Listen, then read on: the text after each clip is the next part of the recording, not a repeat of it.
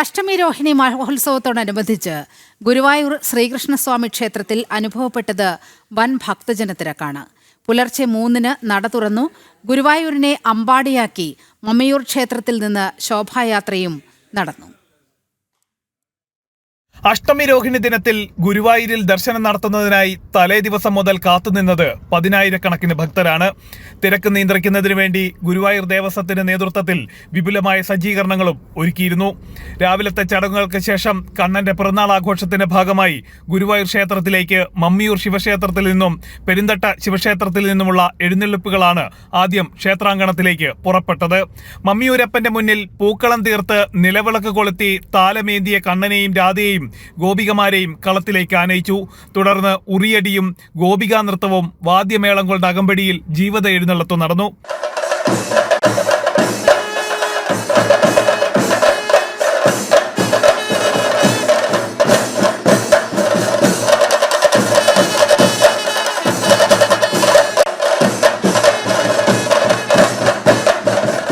അരമണിക്കൂറോളം നീണ്ട ജീവിത എഴുന്നള്ളപ്പിന് ശേഷം രണ്ടാമതായി കണ്ണന്റെയും രാധയുടെയും പ്രേമഭാവത്തെ അനുസ്മരിപ്പിച്ച് ഗോപികാ നൃത്തം ക്ഷേത്രാങ്കണത്തിൽ അരങ്ങേറി.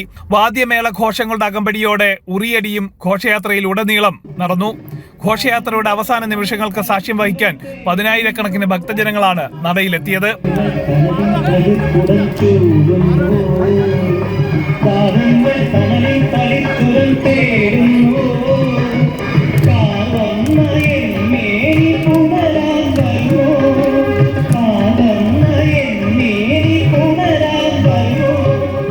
കണ്ണന്റെ പിറന്നാളിനോടനുബന്ധിച്ച് 40,000 പേർക്കുള്ള പിറന്നാൾ സദ്യയും ഗുരുവായൂർ ക്ഷേത്രത്തിൽ ഒരുക്കിയിരുന്നു.